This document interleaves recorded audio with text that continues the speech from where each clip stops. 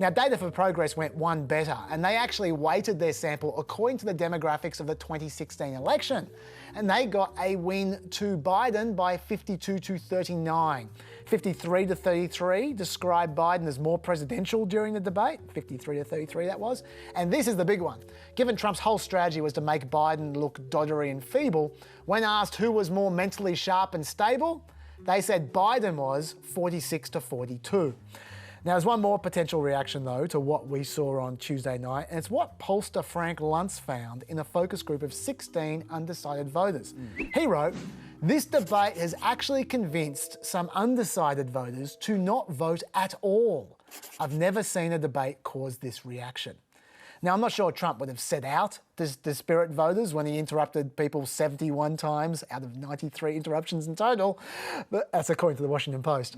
But I certainly felt dispirited watching that debate, so I understood where they were coming from. Yeah, and that's it would be, if it is a deliberate ploy from President Trump, that would be a very clever ploy, because depressing the overall turnout, you're robbing Joe Biden of votes. It's one thing to be competing for the one vote, but if you have somebody stay at home, well, that gets you one vote closer to winning some of these states. And the reason for that is because voters are massively enthusiastic. They're going to vote for him no matter what. His vote is baked in. Yes. If there's a high vote, Biden does better. Yeah, well, we saw that poll that said only 2% of voters changed their mind, and the favourables and unfavourables shifted a little bit. We're talking about small numbers there. There could be some evidence emerging of an overall post-debate bounce for Joe Biden, his national lead blowing out to 13 points in a CNBC Change Research poll, which covered the day before and the day after the debate.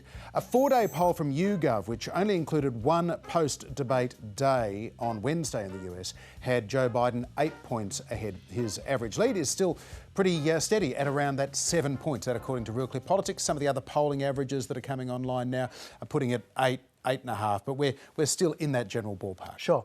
Before we leave the polls, I've got a poll for you. Yeah. Now, I know we've spoken a few times about how Trump's team is supposedly knocking on $1 million a week compared to Biden's 0.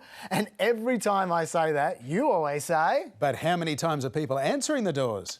Here's your answer. According to Morning Consult, 63% of voters said they felt apprehensive about answering the door for canvassers, while just 28% said they were comfortable with it. And that's interesting. But here is the other side of the coin. Those door knockers are trying to get people registered to vote. That's why they're there.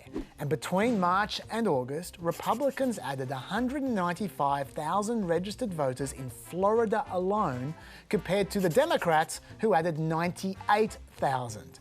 Independents added 69,000, and in Pennsylvania, Republicans added 135,000 registrations to the Democrats, adding 57,000. And independents adding 50,000. Now, that doesn't necessarily mean anything, but it's certainly worth noting. And if Trump wins Florida and Pennsylvania, we'll come back to that. It does also match up with a curious complacency, I think, from the Biden campaign, which is they ended campaigning, or called a lid, before midday 12 times during the month of September. Now, that is unheard of. I've got no idea what they are playing at there, John. Yeah, I was wondering until I saw the debate whether that was all just debate preparation from Joe Biden. But his performance, he wasn't bad, but it didn't suggest that he was, resting up and doing lots of debate prep, because, certainly Joe Biden has significant room for improvement to hone his answers. There, we had criticisms of Donald Trump missing a few layups. Well, Joe Biden, he got some good lines away, but I think in many ways Biden's performance in the debate looks better in the highlight reel than it did at the time. And interesting, those polls talking about, did somebody look sharp or did somebody look stable? Well, I think the reality is Trump looked sharper than Biden did, but Biden looked an awful lot more stable than Trump did overall. Trump is still very, very quick on his feet, chipping away, getting in there, etc. He's pugilistic, he's instinctive, and he doesn't think twice. It's just straight brain to mouth. Some would argue that it's not even that complicated a process. But in Joe Biden's case, he's often, he's trying to think about what he is going to say. He fumbles for the words. Obviously, he's got his speech impediment, which means that there are words that he tries to avoid. But he's slowed down a lot. He's slowed down dramatically. If you go back to the debates that he did in 2000. 2008 and 2012. I'm not buying into the Joe Biden has dementia thing, but I think we can also acknowledge that, honestly, Joe Biden at the age of 77 is different to Joe Biden at the age of 66. Which is what he was when he was first doing those vice presidential debates. He's an older, slower man. Yeah, I agree.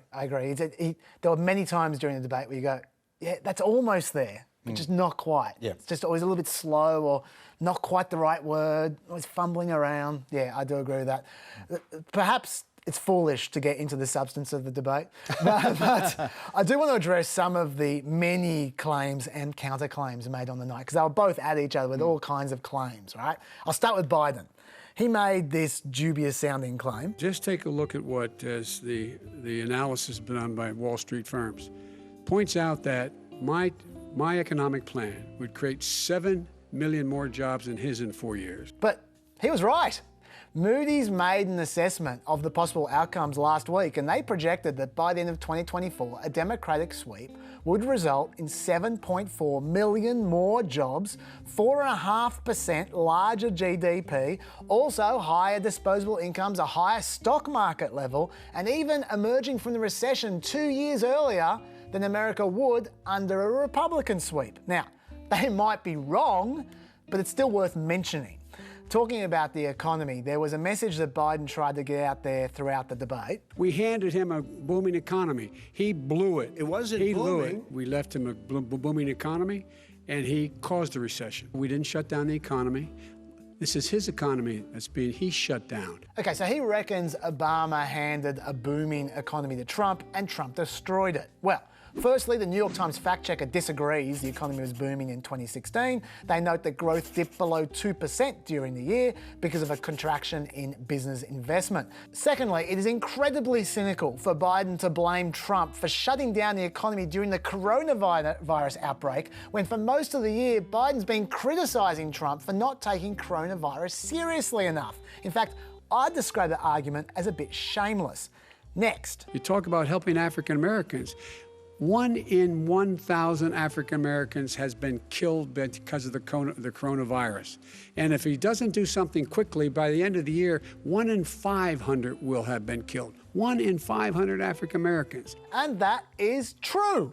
According to the APM Research Lab, about 1 in 1,020 Black Americans have died so far due to COVID. And the IHME model projects the total deaths to double by the end of the year generally. Now, that model has been consistently super wrong, but it's fair enough for Biden to quote them. Finally, this claim. His own This is a left-wing. FBI director This said is a left-wing problem. white supremacists. Antifa's an idea, not an organization. Oh, you gotta be not kidding. malicious. That's what his It's an idea. FBI director Gentlemen, said. Well, then you know what? He's wrong. we're done, sir. They were done. Now, Biden might have gotten slightly confused there. FBI Director Christopher Wray told Congress that Antifa was more of an ideology or a movement than an organisation. He didn't say they were an idea, which sounds a little bit sillier. So it's close, but not quite. Turning to Trump.